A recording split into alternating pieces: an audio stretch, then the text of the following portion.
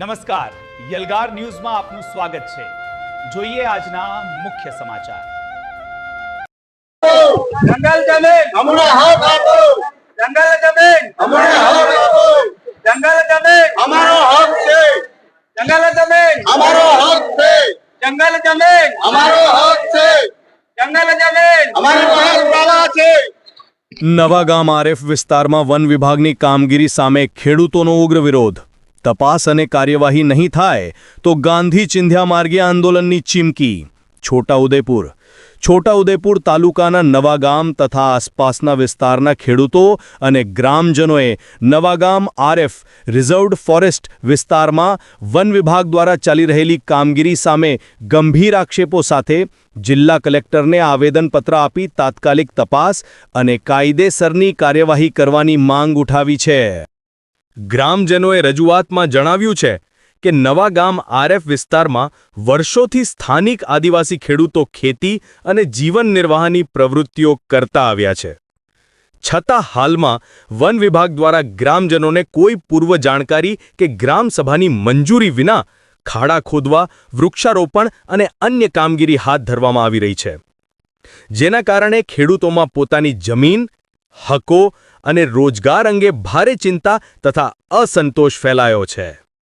ખેડૂતોએ આક્ષેપ કર્યો છે કે વન અધિકાર અધિનિયમ 2006 ફોરેસ્ટ રાઇટ્સ એક્ટ 2006 હેઠળ આદિવાસી અને પરંપરાગત વનવાસી સમુદાયોને મળેલા કાયદેસર હકોની અવગણના કરવામાં આવી રહી છે। કાયદા મુજબ ગ્રામસભાની સંમતિ અને પ્રક્રિયાને મહત્વ આપવામાં આવ્યું હોવા છતાં અધિકારીઓ દ્વારા મનસ્વી રીતે કામગીરી કરવામાં આવી રહી હોવાના આક્ષેપો પણ કરવામાં આવ્યા છે। ગ્રામજનોએ માંગ કરી છે કે નવાગામ આરએફ વિસ્તારમાં ચાલી રહેલી તમામ કામગીરીની તાત્કાલિક અને નિષ્પક્ષ તપાસ કરવામાં આવે। વન અધિકાર અધિનિયમ 2006 સહિતના લાગુ કાયદા અને નિયમોનું પાલન થયું છે કે નહીં તેની ચકાસણી કરવામાં આવે, તેમજ ખેડૂતો અને ગ્રામજનોના હકોનું રક્ષણ કરવા જરૂરી પગલાં ભરવામાં આવે। સાથે જ તપાસ પૂર્ણ ન થાય ત્યાં સુધી તમામ વિવાદાસ્પદ આજે 2026 રોજ છે। અમારે આ જમીન જંગલ જમીનનો પ્રશ્નો છે, વારંવાર આવે જ છે। 2005-6 ના હુકમ ખરડો પસાર થઈ ગયેલો છે, મળવાપાત્ર છે, ખેડેની જમીન એવું કીધેલું, તો આજ દિન સુધી 2011-12 થી અમે ચાલુ કરેલું, ફોર્મ કાઢીને ફાઇલ બનાવેલી છે। અમારી પાસે 71, 72, 80 પહેલુંનું ખેડણ છે, પ્રૂફ છે, આ પાવતી બધું છે અમારી ગાતે। તોય છતાં વારંવાર અમે 2 વાર તો અટકાયા, ફરી પાછા હું વન હક સમિતિનો સભ્ય છું અને આ કોને પૂછીને આ લોકો ઘૂસમાર દે છે, વગર પૂછાવાના, વગર પરવાનગીવાના ઘૂસમાર દે છે, એ બિલકુલ કાયદો બિનકાયદે છે, એટલે એ અમે નહીં ચલાવી શકીએ ને આજથી અમે જે તે કોઈ જવાબદારી નહીં રાખીએ, કોઈને પૂછાવાના અંદર જાય નહીં। અમારે આની પાછળ જમીન છે જ અમારું જીવન છે, બીજું કોઈ પગાર બગાર છે નહીં। આજે અમે આયા જિલ્લા સેવા સદનમાં જિલ્લા કલેક્ટરને આવેદન પત્રો આલવા આવેલા છે। અમને ખેડવા દે, અમારું જીવન રોટેશન ચલાવવા દે, અમારા રોટલા શેકવા દે, એ તો અમે ભૂખ અડધાલ પેર બહવાના છે અઠવાડિયાની અંદર। આનો નિર્ણય નહીં ઝડપી વહેલો લાવે તો બેહવાના છે।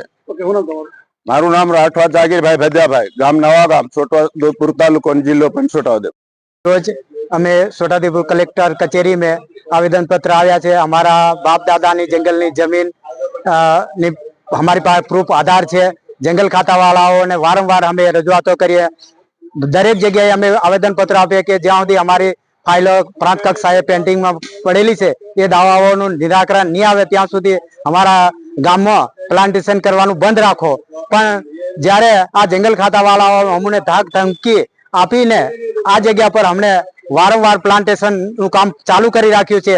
ગયા આપણે પહેલા મહિનાની 6ઠી તારીખે પણ અમે આવેદન પત્ર આપ્યું કે જ્યાં સુધી અમારો આ જંગલ જમીનનું નિરાકરણ નહીં આવે ત્યાં સુધી તમે પ્લાન્ટેશન કરવાનું બંધ રાખો એવી અમે રજૂઆતો કરી, કલેક્ટર કક્ષાએ કરી, પ્રાંત કક્ષાએ કરી, બિરસા મુંડા ભવનમાં કરી, દરેક જગ્યાએ અમે રજૂઆતો કરી કે જ્યાં સુધી અમારી અરજીઓનું નિરાકરણ નહીં આવે ત્યાં સુધી તમે પ્લાન્ટેશન કરવાનું બંધ રાખો. તેમ છતાં આ લોકો પ્લાન્ટેશન હાલ ચાલુ કરી દીધું છે.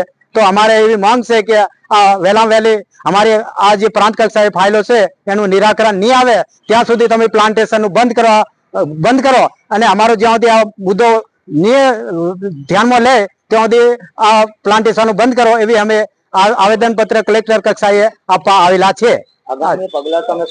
હવે આગામી પગલા તો અમારે શું છે કે ભૂખ હડતાલ પર જ ઉતરવું પડશે, બીજો તો કોઈ રસ્તો જ નથી. વારંવાર દરેક જગ્યાએ અમે રજૂઆતો કરીએ, કોઈ અમારું ધ્યાન લેતા નહીં. મારું નામ રાઠવા કુમાનભાઈ કાળુભાઈ.